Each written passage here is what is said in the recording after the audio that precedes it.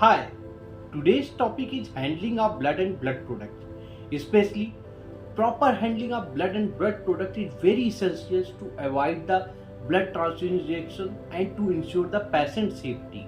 Staff must verify the patient's identity to check the blood bag for expiry, compatibility, integrity, and monitoring of the transfusion reactions. For example, if a patient receives a mismatched blood, it can lead to the hemolytic reactions and even death. Maintain the cold chain during the storage and transport. So, रक्त और रक्त उत्पादों का सही प्रबंधन रोगी की सुरक्षा के लिए अत्यंत आवश्यक है। कर्मचारियों को रोगी की पहचान, रक्त बैग की समाप्ति की तिथि, संगतता और अखंडता की जांच करनी चाहिए। जैसे कि अगर एक गलत रक्त चढ़ा दिया जाए तो बहुत घातक प्रतिक्रिया भी हो सकती है। भंडारण और परिवहन के दौरान जो कोल्ड चेन है, जो शीत श्रृंखला है, उसे बनाए रखना चाहिए। अच्छा, इसमें से कुछ एक क्वेश्चंस निकल कर सामने आते हैं, जैसे जब हम ब्लड चढ़ाने जा रहे हैं तो हमारा पहला स्टेप क्या होना चाहिए? What is the first step before the transfusion?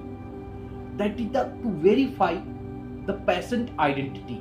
It is the most important जो हमारा पहला स्टेप है, that is the most important step. The second is हमारा इसके बाद है what happens if mismatched blood is transfused. अगर कोई हमारा असंगत ब्लड जो है वो पेशेंट को ट्रांसफ्यूज हो गया है तो क्या हो सकता है? That is called the haemolytic reaction.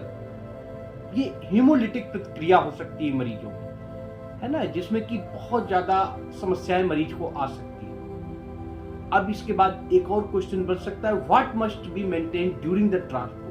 जब हम ब्लड को लेकर आ रहे हो, पेशेंट या पेशेंट के अटेंडेंट अगर ब्लड को लेकर आ रहे हैं कहीं से, तो उन्हें किस चीज के बारे में सबसे ज्यादा ध्यान रखना चाहिए? उन्हें सबसे ज्यादा ध्यान रखना चाहिए कोल्ड चेन मेंटेनेंस के लिए। जो शीत श्रृंखला है, अर्थात जो उसका टेम्परेचर है, उसको मेंटेन करके लाना चाहिए। जो ब्लड बैंक से लेकर निकल रहे हैं उनको एक किसी थर्माकोल के बॉक्स में या इसके लिए अलग से जैकेट भी आती है, उसमें लेकर ही आना चाहिए, है ना जी।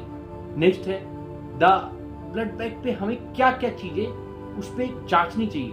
What should be examined on the blood bank, which is the must, that is the expiry date and the matching of the blood, such as the patient का हमारा ब्लड ग्रुप है O पॉजिटिव और blood bank पे भी O positive लिखा है या नहीं लिखा है। इस चीज को जांचना बहुत ज्यादा जरूरी है।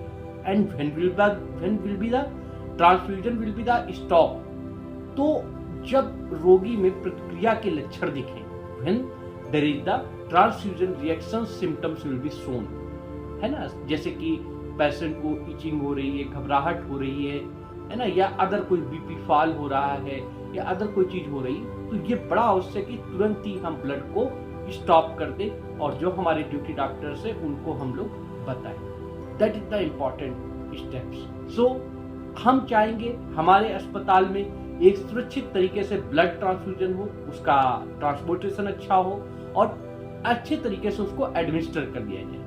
तो ब्लड का कंसेंट लेना, उसकी मॉनिटरिंग करना और देखना कि कहीं कोई ऐसा रिएक्शन तो नहीं होता है, और अगर रिएक्शन होता है तो हम लोगों को क्या करना है, ब्लड ट्रांसफ्यूजन रिएक्शन फॉर्म को भरना है। That is very important. That is the HVPI programme of India, haemovigilance programme of India. इसका जो फॉर्म है वो भी दिया हुआ है। आप यहाँ से हमारे वीडियो के एंड में उस फॉर्म को डाउनलोड कर सकते हैं, और अगर किसी मरीज को ऐसी प्रतिक्रिया होती है तो आप उस फॉर्म को भर के जो पर्टिकुलर मेल आईडी लिखी है उस पर आप मेल कर सकते हैं। That is very important. तो so we will make the blood transfusion safer in our hospital. Thank you very much.